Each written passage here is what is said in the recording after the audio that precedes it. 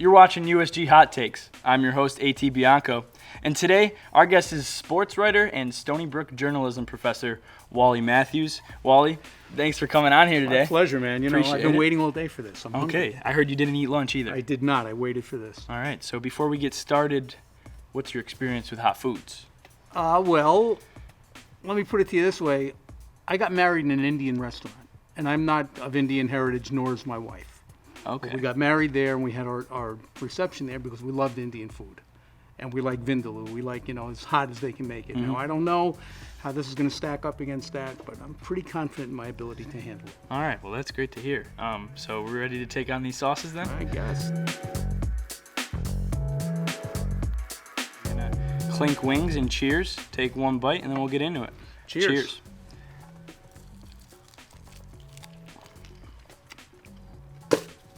I might need another bite or two. Not bad. Very good. It's like got a little bit of a habanero, like sweet taste to it. So we'll jump right into it. You grew up in Astoria, Queens. Yes, I did. Talk about growing up in Queens and what your upbringing was like, and whether or not you were, around sports your entire childhood. Well, I was only there for 5 years. Okay. My parents moved us out here just before I started school, but we lived fairly close to Shea Stadium. My dad had grown up in Brooklyn, so he was a Brooklyn Dodger fan, so it was absolutely prohibited that we could be Yankee fans. We had to be Met fans. Oh, wow. We were raised to be Met fans, and which at the time wasn't a bad thing. It's not like today. There was a time when it really wasn't a shame to be a Met fan. So I saw Shea Stadium being built. I saw the Throgs Neck Bridge being built because it was right outside our window in Astoria. My memories there were that childhood was different in Queens. I mean, I think parents were different back then, but my mom would actually send me across the street to the grocery store when I was like 3 or 4 years old, like with a list and like a handful of money.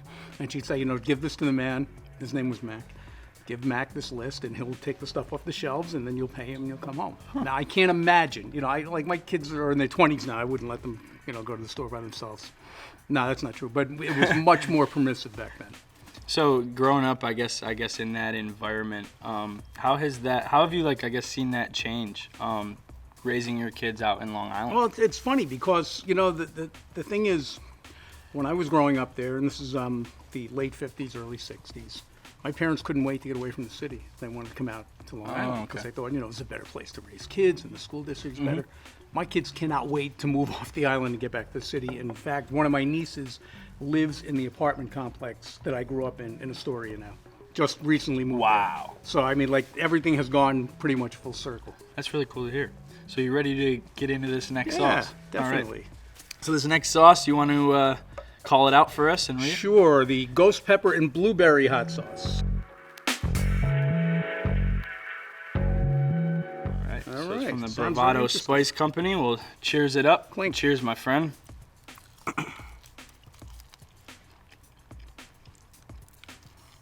Now, wait a minute.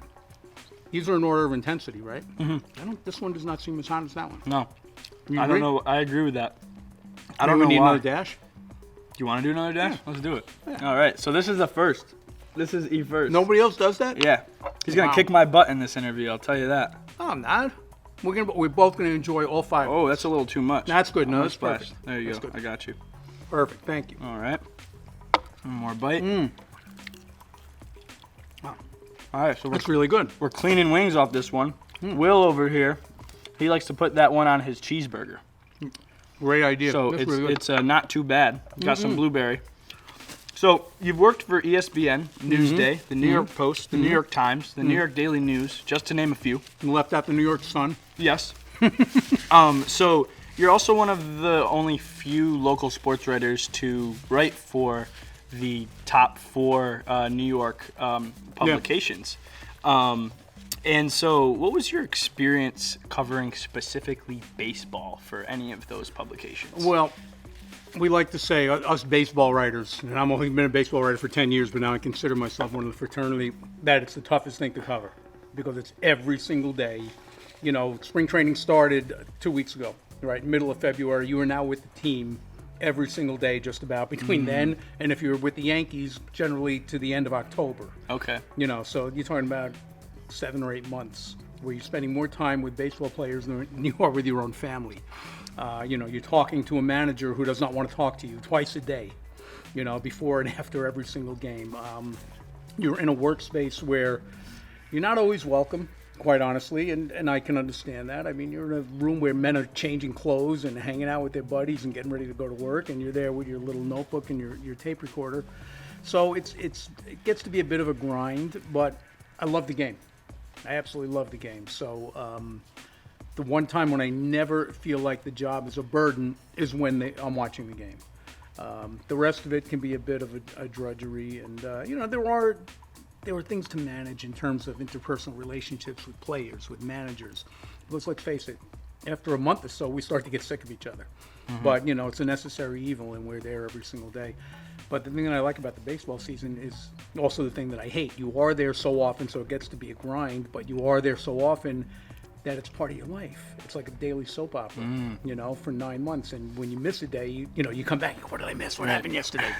So it's really, it's cool. It's probably the coolest thing I've ever covered. I covered, a lot of boxing as well, but that was different because it was intermittent. There'd be maybe one fight a month, and you'd spend a week on the scene of that, and then you'd go away and you'd forget it, and then you do the next one. But this is like, you're almost part of a big family that sometimes hates each other, sometimes loves each other, and always tries to tolerate one another. So in terms of, I guess, keeping stories fresh, with the amount of stories that you have to put out every day as a baseball writer, how have you dealt with that, kind of things getting old when you're going from game to game? I find that things get old in spring training because after a while, you can only play the same tune over and over again. Who's going to be the fifth starter? Right. Who's the last guy that's going to get cut? I mean, especially when I covered the Yankees for all those years, and they pretty much come to spring training knowing who's going to be on the team. There's very seldom any jobs that are open. It's usually the last guy off the bench and the fifth starter. Nobody really cares about either one of them, quite honestly. Uh-huh. So that gets old. But once the season starts, I've always said, and I work with guys who complain about, the sameness of it. If you can't find a unique column every day out of a baseball game, you're not paying attention.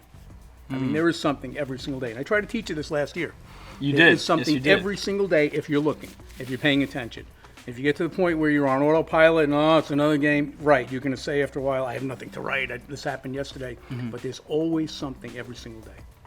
So in talking about that, the fact that there's something to write every single day, when teaching students specifically, do you kind of have trouble portraying that fact to students during class? Like, what tips do you give them? If you recall, and I said this last year in class, it's impossible to replicate the actual conditions of a sports writer in a classroom. You just can't. Right. Because we don't have the access to the things that I have the access to, my colleagues have the access to. We don't have the same deadline pressure. We don't get to talk to the players. We don't even get the context. If I were to bring in, let's say, a tape of a baseball game that was played yesterday and made you sit down and watch it and write it, you're watching it in a vacuum. You don't know what happened before. You don't know what's going to happen after. The thing about being with a baseball team every day is that you do have that context. You've been there. You saw what happened 5 days ago when this guy pitched, right, or the last time, that guy played shortstop. You have something, you have like a point of reference to draw upon. And these are things that you really can't replicate in a classroom. What I try to do, and if you recall, was I would give you something and say, hey, write it in a half hour, because I would try to replicate the hell right, of being a sports writer, which is, you don't know what to write, too damn bad. You need to have it with, in my hands in 30 minutes. But, as for the rest of it, there's really no substitute for actually being there. So this class that you've taught, I was in it last year, about a year ago. It's Journalism 336. So any student that's interested in taking this course, I highly recommend it. It's a lot of fun. You taught us one specific thing, or kind of pushed home one fact, the fact that if you can't sit down after a game with the whole crowd around you screaming or whatever during the 2 minutes left of the fourth quarter, right, then maybe you're not shaped to be a sports writer. Talk about, I guess, that experience that you've had, say maybe your first time doing it. Well, first of all, there's no shame in not being able to do that, because it's not for everybody. I don't pretend that what I do is brain surgery. It's not. It's not literature. It's not quantitative analysis, but what it is the ability to work very hard and intensely, concentrate, very, very focused for a short period of time under very pressureful conditions. And what I used to say to you guys was, if you think that you can sit in a stadium with 50,000 people screaming at you, knowing that the clock is ticking and you need to have your story done and the game is tied and you don't know what you're going to write, if you can stay calm, it's like what they say about airplane pilots. It's like long periods of boredom, occasionally interrupted by moments of sheer terror. Right. So if you can react, if you can function in those moments of sheer terror, you can do this. And that's another thing you can't replicate in a classroom. There's just no way I could put you in the bottom of the ninth inning of Game 7 of the World Series with Mariano Rivera pitching against the Diamondbacks, and the winning run is on second base, and you're very 10 minutes from deadline. You got peanuts and beers thrown and on people you. are screaming at you. Right, it's crazy.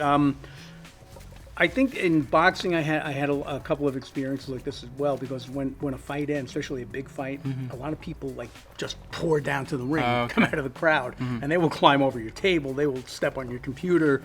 There is security there, but security only goes so far. But you have to be able to keep your head about you, because if you can't, you can't do the story. And I worked with I think I told you guys this story last year.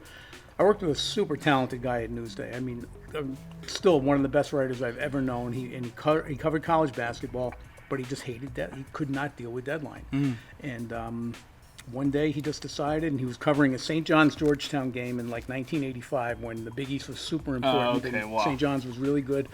Super important game. It was a Saturday afternoon. It wasn't even on it was maybe 3 in the afternoon. And he just said, you know what? I can't do this anymore. He just got up, walked out of the arena, never wrote another deadline story, and went on to, be a very good magazine writer. So that's why I say it's no shame, and it doesn't mean you're not a great writer. It just means that you don't have this particular capacity to do that one thing. All right, that's good to hear, and I'm sure it's journalism students in itself want to hear something like that, especially ones in your class. A little bit of encouragement, or just one thing that I personally got from your class, took home, was how real you were about your actual experience. There wasn't you weren't beating around any bush. You were telling us how it is. So we appreciate that for real. Oh, the other thing that I would point out is that the ability to work under those conditions is something you don't know that you can do until you try it. It's like I guess if you ever see magicians spin plates on their heads and all, you go, how did the guy find out he could do that? He just tried it one day and it worked. It's the same thing here. It's just something that you will never know whether you can do until you're actually thrown into that situation. All right. So you're ready for this big guy right here. Now, who is this? So you could read it for us, actually. Well, I think the title is, we have to take out the readers for this one. He looks like he's screaming in agony. It reminds me of the Sandlot. Pain is good. It says Louisiana style batch 218 hot sauce. Okay. All right. So we're going to clink wings here and get into it. Cheers. Cheers.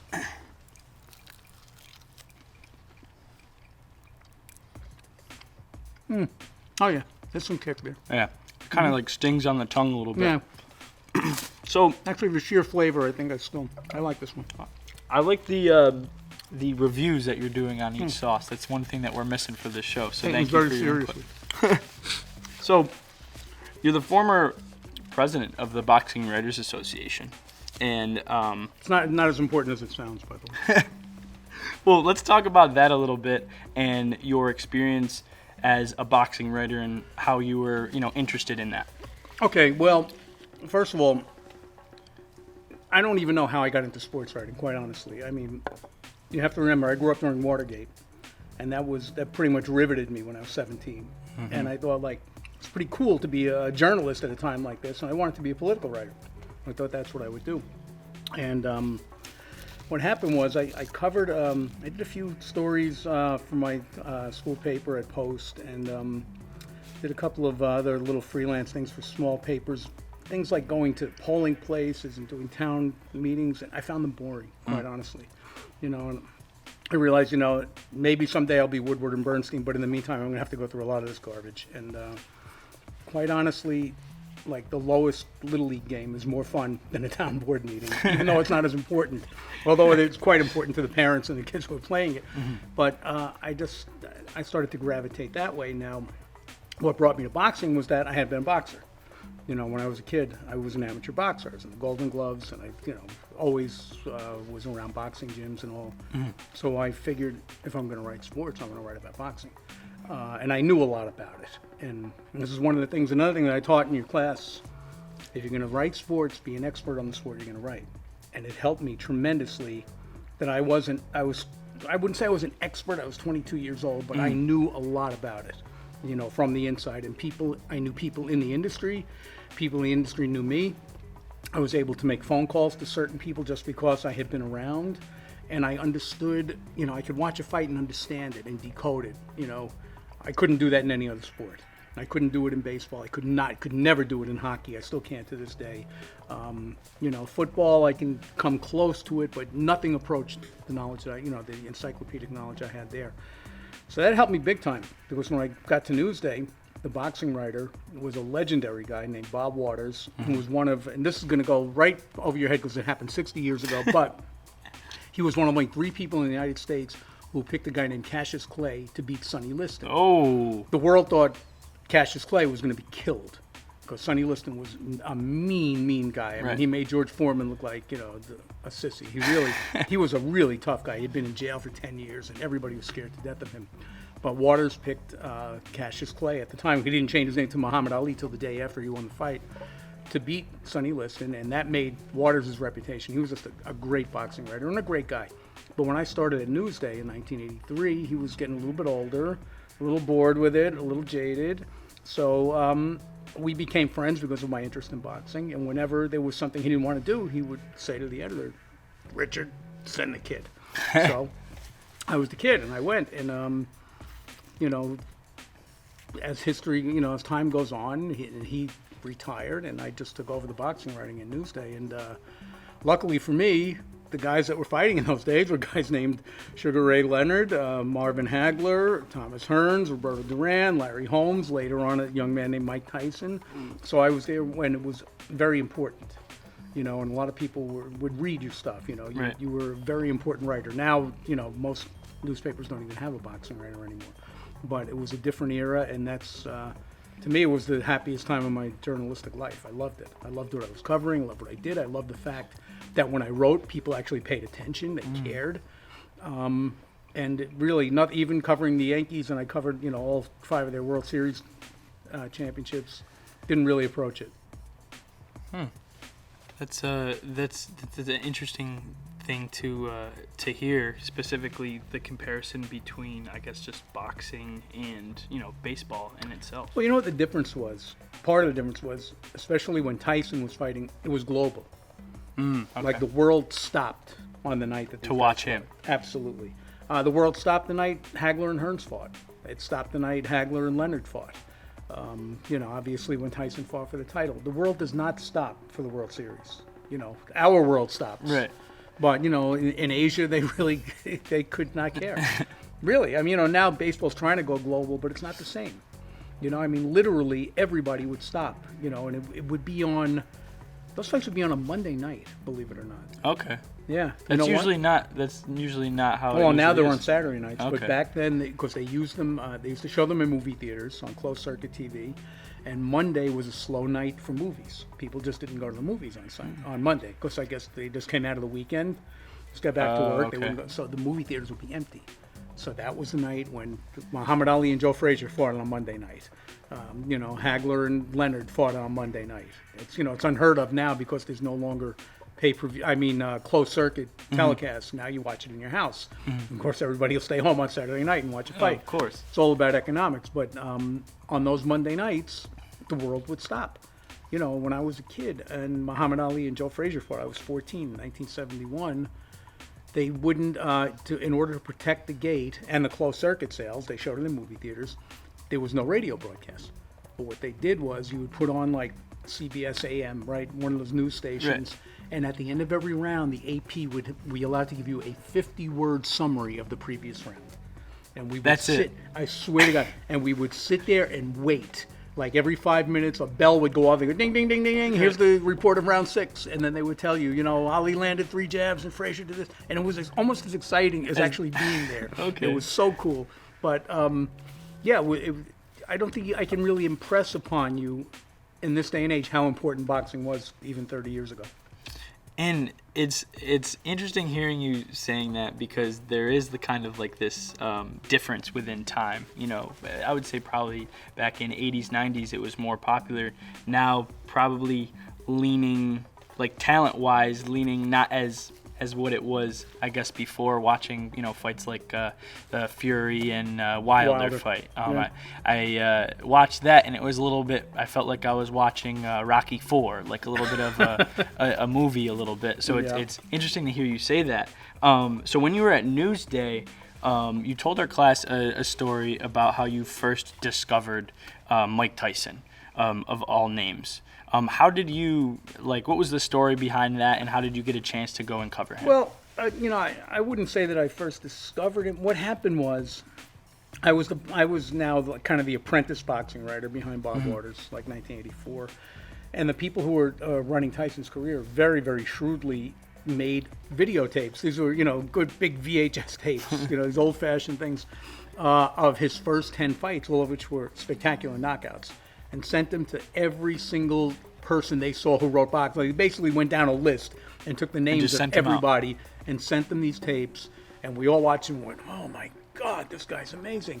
So, you know, naturally my editors were very interested in him, and I remember one of my editors saying, you know, go talk to this guy, he looks like a boxing linebacker, which he did, you know, he was built like, you know.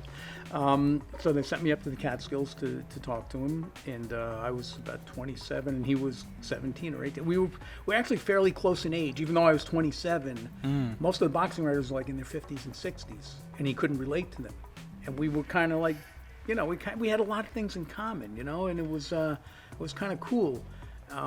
Then he fought his first fight in New York City, like right after that. He came up and fought in New York, and after that, we actually, I must say, I was a young reporter, and I probably got too close to my subject, quite honestly, because we were, you know, we had a friendly relationship. We saw each other, we would talk. We would talk about, you know, I would talk about my wife. He would talk about his girl, whoever the girlfriend was at the time. You know, and we talked boxing. We both loved boxing a lot.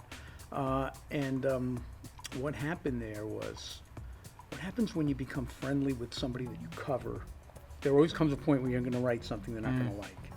And they're going to say to you, I thought we were friends, bro. What happened? You know, we're not really friends. You know, we're friends and I like you, but this is my job. And that happened pretty quickly between me and Tyson. By like 1987, we didn't talk anymore. And that went on for about 10 years. Yeah. Now, building off of that story, just working with big profile names, you know, like Mike Tyson, or, you know, even the other boxing names that maybe you were even a fan around.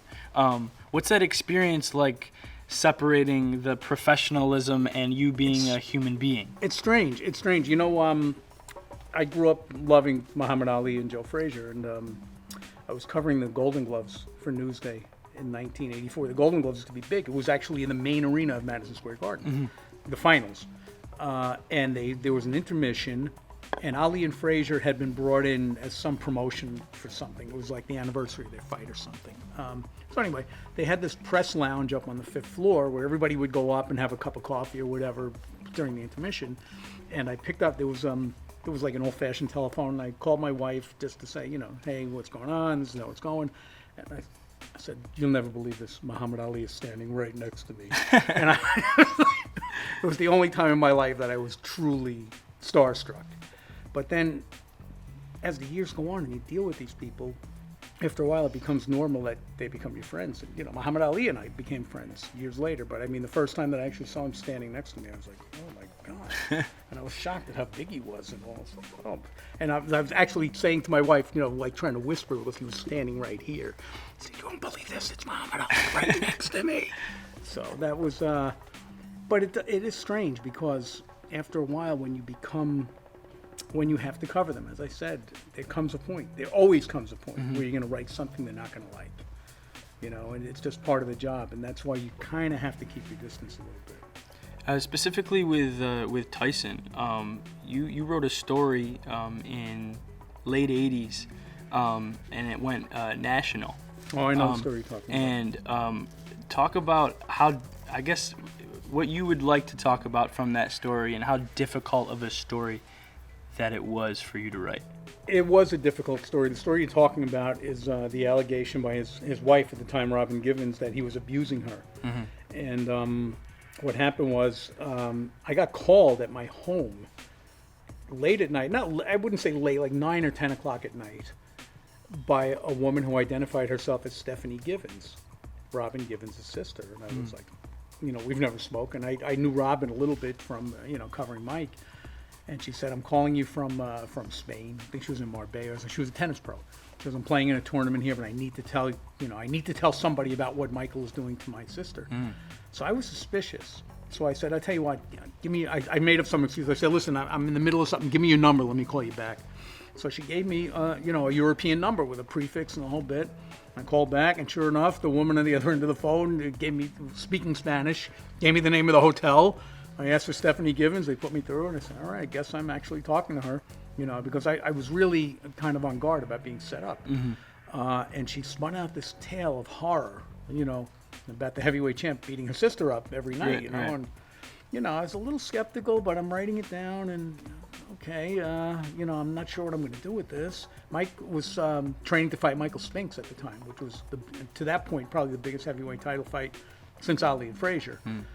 So he was incommunicado. You could not get him. So the next day, I called the office of Robin Givens' mother, because she had a business office, and she was where she was plotting to steal all Mike's money. I think that was the business that she was in. And I said, listen, I talked to Stephanie last night. I'd like to get a little more detail on this. And they said, all right, come on in. So I come in to talk to her, and it's just me, and her name was Ruth, the mother, and we're talking across the table like this, and she's spinning out this tale, the same tale that Stephanie did. Suddenly I feel like these fingertips on my shoulder. I look up, and it's Robin Givens. And Robin Givens was, a big star at the time. She was in, I think it was head of the class, I think was the name of the show. And I was like, and she goes, oh, I didn't know you were here. And I'm like, at this point, I know I'm being played. Right. You didn't know I was here. I talked to your sister yesterday from Spain. I'm now talking to your mother, and you're surprised to see me. Right. So they give me this whole story, very one-sided, about what a monster Mike is and all. And I take it all down. I tape record. I did something that was probably unethical, but God, it saved my life. I asked them if I could tape record it, and they said no. What they didn't know is I had another tape recorder in my jacket pocket, which was running. So I needed to protect myself. I felt I needed to. So when I got back, I transcribed this tape, and I had a ton of stuff. And I wasn't sure what I had. And I handed it to my editor, and he read it, and he was a tough guy.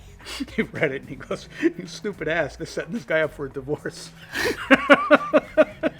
I said, come to think of it, now that you say that, it kind of looks like that. So now I had to spend the rest of the week trying to get Tyson, because we could not run this thing without That's a task within itself. It was always a task, but especially now because he was at war with the media, hated me, we were not talking anymore, and he was ensconced in his training camp in Atlantic City getting ready to fight Spinks. And I called everybody I knew, all his friends, like boxing people, friends that I knew, mutual people that we knew. Nobody could get him. Finally, I called the chairman of the boxing commission, a guy named Jose Torres, who had been a boxing champion. I said, I gotta have Mike. He goes, oh, you can't get Mike. I said, I gotta have him. He said, why? What do you got? So I told him, and all I heard on the phone was, oh shit. He goes, I get right back to you. He hung up about 5, and I was in the office in Newsday. This is a Friday night. It's about 11 o'clock at night. The phone rings. The kid who answers the phone goes, well, Mike Tyson's on the phone. Really switch it in there. So I went into another room, and he goes, all right, what do you want? So I said, well, hey, man, I hate to tell you, but I got to tell you what your wife and your sister-in-law are saying about you. And I read him all the stuff back, and he got really quiet. And he goes, it sucks to know that your family hates you, and like he turned into like a puppy dog from, when he first got on, it sounded like he wanted to kill me. Like if we were at a table, he would have strangled me. By the end of it, he was thanking me for calling him. I said, really, thanks, man, for letting me know about this. I had no idea they were saying these things. And, then we were able to write the story with her side of it, with his side of it, and, what it means. And it was a huge story at the time. And they, of course, did wind up getting divorced, and she took a lot of money from him. We found out later that she transferred, like, $2 million of his money to her bank account just before she filed for divorce.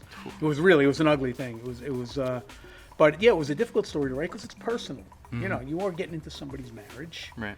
You're telling somebody something they don't want to hear and that you don't want to tell them.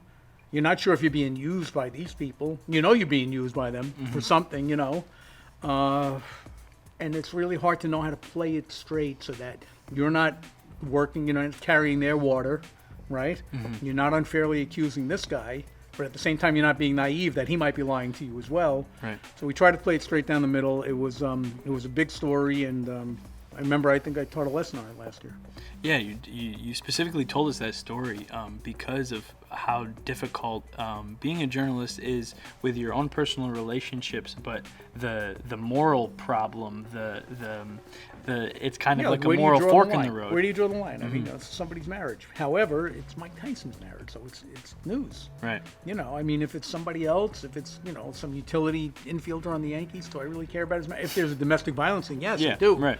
But I mean, you know, if having a problem with, you know, they're getting a divorce, I don't care. I'm never going to write about that. I will tell you, though, what I found much more difficult.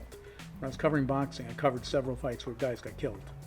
And I would have to, you know, deal with the, you know, get a comment from the wife or the mother or the father. That would, or actually, even worse than that, hold a vigil at the hospital while they're waiting, you know, knowing that this young man's going to die. I found that awful. I hated that. That was, you know, if I could, let's wipe one thing out of my boxing career, would be covering any fight like that. And in that, how have you dealt with it, taking those fights and problems on as your own? Do you kind of separate work from going home I and do relaxing? try. I mean, obviously, look, there are certain individuals that you like, you know, and you know, you'll go home and talk to your family about it and say, gee, you know, I wish this wasn't happening to, you know, Joe or whatever. Right. But, and I also found it difficult if I got to like a fighter, if I was covering the fight and he was getting beat up. I mean, I would feel the punches. You know, if it was somebody that I really liked, you know, I did not want to see him get hurt. And you being there were other guys former I didn't mind at all seeing them get hurt. particular few maybe, and the fact that you were a former fighter, so you kind of taking the punches on as your own. You know what it's like. Yeah, but I could also separate myself if I didn't know the two guys. It's like, okay, you know, this is what they do for a living, and it's fine. Right. Or if I honestly, actively didn't like one of the guys, I'd be like, yes, pour it on. But if I did like somebody, it would be very painful to watch.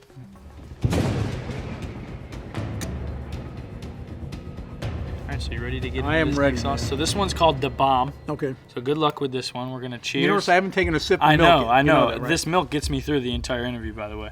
So cheers. Okay. So I'll only take one bite of that one because that one's got a real smoky taste Got a to little it. afterkick to it. Yeah, it Yes, does. and especially when going down. So you've been known to write with a clever sense of humor. Just a moment. Is it kicking in? And wait, I think this one was hotter. Honestly, the combination of these three, it's kind of like 1, 2, 3 They punch. say, yeah. They say It's like the a best boxing of last. combination, No, it didn't. a little bit. So you've been known to write with a clever sense of humor. How have you been able to, I guess, keep your writing approach fresh throughout the years while walking on this fine line of... Well, let me start by saying not everybody thinks it's clever. Some of the people I write about think it's not. They have other ways to describe it. I basically write for my own amusement. If something makes me laugh, I put it in. I mean, that's how I keep it fresh. And I try to think of, I try to think of funny lines. If I think of a good one, I'll actually say, hey, listen to this. Listen to what I just wrote, But I think that's it. Don't write for anybody. I mean, look, I write for to inform my readers. To me, that's where it all starts and ends. But I also write for myself. I like to look at things and say, hey, hey, you know what? This one's hot. This one's hot. Some hot.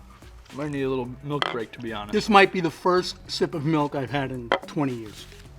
Cheers. Let's take another one. Okay. Oh, All right. I can't drink that much milk. Too much fat. It's good. So the whole milk kind of helps coat the stomach and all the hot stuff going on down in our esophagus right now, and my tongue is actually pretty numb. That one gets hot later. Yes, it It lingers. has like a secondary kick. It lingers. Yeah. So back to how you write in your style of writing. Have you, do you have any particular stories in mind? I'm sure you've written thousands and thousands of stories, but do you have a particular couple stories in mind that you think you wrote with your best kind of clever, funny approach? Oh God, I tell you what, I've never written a story that I didn't look at the next day and go, damn, I could have done better. To this day, never. And I try to teach that to my classes too, like, look at your stuff the second day and see if you still like it. Because generally I hate everything I did. The next day I see it. So I don't know. There were certain ones. I think probably the ones I enjoyed the most were the ones that were truly nasty. I can remember writing, a really nasty rip job of the Mets a couple of years ago. That I still kind of chuckle when I read it. And I killed Donald Trump in a column many years ago. That I looked at just recently. I said, geez, this is still fresh. This was written today, What was that particular column? It was about, he was trying to, look, I'm actually wiping sweat off my head now. Need more napkins? No, All this right. one should suffice. He was trying to get involved in the management of Tyson, as a matter of fact. And that was probably the last thing Tyson needed. But he went for it, believe it or not. Yeah, and I'm sure that that the future president got some money off him as well. But I just killed him, for wanting the publicity of being, involved with Mike Tyson, not really knowing anything about boxing nor caring much about Mike Tyson, but just wanting to be connected with it in some way. This was back in the 80s when he was a hotel, basically a casino host. And I was about to touch my face. That would have been a mistake. Be very careful with that. But yeah, I don't know. I mean, I always try to get at least one or two lines into a column that makes me laugh. Even if it's a serious column. To me, the best columns, the ones that I enjoyed as a kid, were the ones that sounded like the guy was sitting across the table talking to me. I don't want to be talked at, and I don't want to be preached to. I want to be talked with, right? So if you want to talk sports with me, if you write a column that makes me feel like you're talking sports with me, and there's some give and take there, I like that, and that's what I try to do. And in your lead, you've taught us that the lead is that most important 1-2 punch to start the story, and that's where, in most of your writing in particular, that's where you get those little funny comments. And how important is remember is what it I to always start said like to you that? guys? What did I say to you guys? A lot of if stuff. I don't like the lead, I'm not reading the second sentence, right? Because if you can't get past the lead, how are you going to get past the rest of that story? Exactly. I tell my kids that all the time. This is the best sentence in your story right here. And what else did I tell you? You might be 400 words into the story and suddenly say, hey, I just wrote my lead. Happens to me all the time. That happened to me in one of your assignments. I forget what story it was. Might have been the story that you had us do on Zion Williamson after his shoe broke. When we wrote a profile, I think it was on him. And when you gave me my paper back, you said, you have your lead right there, and it was in like the last paragraph. Yeah, but that's what happens sometimes. And, thank God for the word processor. It's very easy. Just take it, copy and paste, boom, and you put it up to the top. I tell them that all the time. It happens to me. I'll think, I might be backing into it. Maybe I'm not quite hitting it quite as hard as I want to. And then after like 400 words, I'm suddenly hitting my stride and I go, here's the lead. Let me change this all around. And to me, it's vital. It really is. Because the lead is like the first look into your house, right? Okay. Somebody opens the door of your house and your house is a pigsty. They ain't coming in. Your house looks good. They want to come in, right? Right. You introduce yourself. It's your first impression. It's the first impression you make on your reader. And you only get one of those. You only get one of those. That's correct. So the next time that they filter through the newspaper and they see Wally Matthews, they're going to want to last give time a I read. read this guy, he scored the hell out of him. No, man, you got to suck them in right away. One of my favorite starts, I think it was a lead that you had. I read in last year's class, and I forgot what it was word for word, but it was something in it. You said something like along the lines of more chaotic than a Lindsay Lohan bachelorette party. Well, I used to use this. I know the line you're talking about. Can you tell us that line? No, this is what the line was. The line originally, and this is dated, so it's not going to work anymore. When the reliever came in wild, I once wrote, he came in as wild as Andy Rooney's eyebrows. Now, Andy Rooney was this guy on 60 Minutes who had these eyebrows that were just out of control. Right. But then after a while, Andy Rooney's dead, and nobody knows who he is anymore. So I said, what else is wild? I said, well, I guess Lindsay Lohan's bachelorette party was wild. Now I'm sure that's dated. I got to come up with somebody else. Probably. There's definitely a good amount of things that you could think of. Talk about your kids reading your stories? Do they ever They take? don't. Do they ever take any know what I jabs do on for a you? living. No, they really don't. My kids really are not sports fans, and you know why? Because I do it for a living. Okay. So when I come home, we generally don't watch a lot of sports in the house. In fact, we almost never do. I kind of forced my son to watch the Wilder fight last week. Okay. Because I was into it and I had paid my $80. Right. And I was like, sit here and watch this with me, man. But generally, if I'm not being paid to watch a game, I don't watch. You know, let me amend that. When I was covering the Yankees, if I had a night off, I would certainly still watch the game. Right. Because I want to know what's going on when I go back tomorrow. But like on a Sunday, I know this is going to sound like heresy. I'm a professional sports writer. I will not sit in front of the TV and watch 3 football games. It just will not happen. Gasp! I If may we had a watch crowd one. here, everyone would be like, "Oh my I god!" may watch one, but Okay. there's no way I'm going to spend 9 hours watching football. I mean, I got too many other things that I'm interested in, you know, and it's what I do for a living. I mean, you know, you want me to watch a game, pay me. I hate to say it, but that's what it comes down That's to. a It's good my way business. of looking at it, of course. 'cause- So, and this is another thing that I taught you guys. When you become a sports writer, you lose your ability to be a fan. I mean, you know, you kind of, although you can still be amazed by what you watch. no sports hat, no sports memorabilia No in class. no, that's right. No team apparel, because we're professionals, right? You're right. No Non-biased. Tonight I got my when this thing airs, you know, when it gets up, I don't know what it'll be, but tonight the women are playing the Stony Brook women's basketball Okay. is playing a playoff game tonight, and they're going to do the game, and there will be no rooting, and there will be no cheering. You're gonna sit there with their notebooks with the columns. You better believe it. Keeping You remember tally? that? I do. We I actually do. already did one 3 weeks ago. And, Okay. actually, I wasn't real thrilled with how they did. So we're doing it again tonight. We All have right. a do-over. Well, practice makes perfect, right? Yeah, that's right. But no team apparel and no rooting. All right. So you ready to get to I this am. very last sauce? Mad I Dog am. 357.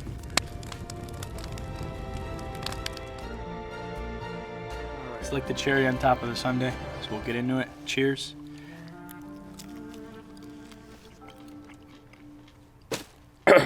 Now, you know what? This one is more flavorful than that one. This one was just hot. I thought.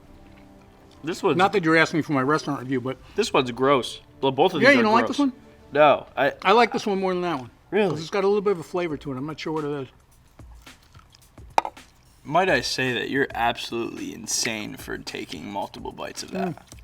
That's crazy. Wally That's good. Matthews, everybody. Wow. Thank you. We gotta add in the Asbestos the tongue. clap sounds, right? Yeah, I was born with a tongue made of solid steel. It was very good. So Got any more? we have some in the tray without sauce, so you could have dinner for before your class if you'd like.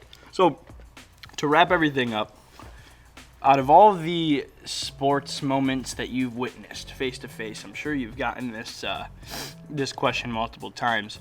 What has been your most memorable sports event that you've had to cover, and why? And can you remember it in detail? Yes, it's a great question. The most memorable team sport moment, the Rangers winning the Stanley Cup in 1994, because of the amount of emotion in that building. I mean, you know, we all know 54 years they hadn't won the Stanley Cup. They came real close to losing the game the night before. Canucks were very tough. They came very close to losing the series with the Devils. And now here we are. It's Game 7. I believe it's a 2-1 game. There's one final face-off right in front of the Ranger goal with, like, you know, 2 seconds left in the game. And, you know, there's still a possibility that somebody can tie this game, send it into overtime, and everything just goes down. The emotion in the Garden that night was just insane. And when they won, I thought the roof was going to come off. I mean, it really was crazy. So that would be the number one team sport. The number one boxing match that I've ever witnessed was George Foreman re-winning the heavyweight title at age 45, 20 years after he had lost it. Wow. Something that nobody expected him to do in 1995. That was an amazing moment as well. Did he come out of retirement for Yes, that? he did. By Okay. the way, I broke the story. Wow. And I'll tell you how. It was insane. I had called George Foreman. I was doing a story on the 1968 Olympics and the protests by John Carlos and Tommy Smith, who were two runners Right. who had raised a Black Power salute on the medal stand. Historic picture. And they were sent home, and then George Foreman came out the next day and won his gold medal and paraded a little American flag out. He was kind of like the antidote. So I called him about that, to talk about that moment. And I had never even spoken to him before. I didn't know him. Somebody gave me his number. And he was very cooperative. He was good. He was articulate. Told me what was going through his mind, what was going through their minds. Then at the end, I just said, I'm about to get off the phone. I said, so what are you up to these days? Because he had been retired for about 10 years. Right. He goes, well, I'm about to make a comeback. And I was like, what? Just casually said it to you on the phone. I said, what?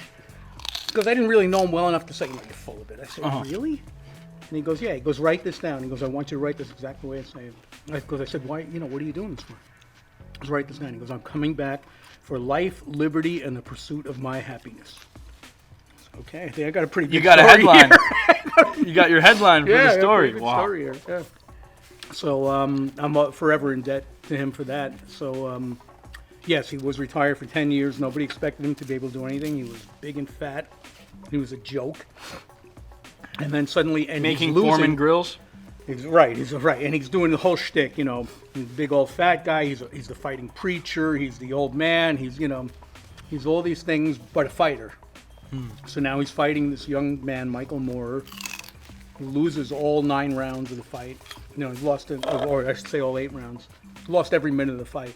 And it's going to be like, nice try, George, sorry. And then suddenly in the 9th round, boom, Michael Moorer is out cold, and George Foreman is the heavyweight champion again. And, the place went insane as the Garden did the night the Raiders won the Stanley Cup. So those two were like 1 and 1A. Were you able to, I guess, write your story right then and there? Oh, absolutely. Oh, yeah. I remember my lead. It was something like break out the Geritol, which was something that old people drank, and, like toast the old man. It was something like that. It was, yeah, I was exhilarated by it, really. Even though I didn't particularly like George at the time, and I really liked Michael Moorer, and I knew his trainer very well. It was another one of those things where you get close to a guy and he gets knocked out. But just the sheer insanity, the improbability of it was exhilarating, and I enjoyed writing the story. I think that story, if I read it today, I think I would probably like it. Even years later. Yeah. Well, that's great. But sometimes when the event is that good, you can't screw it up.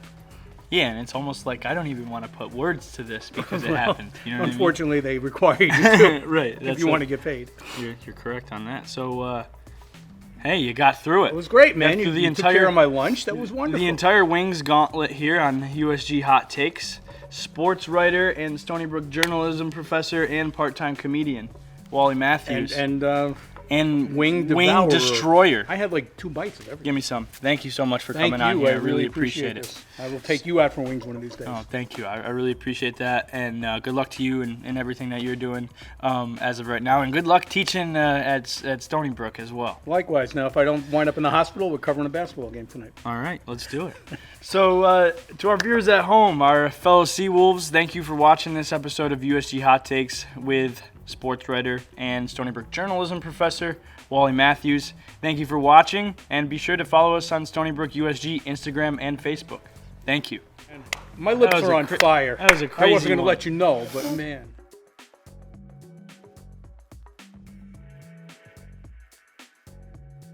You're watching USG Hot Takes, the hottest show on campus.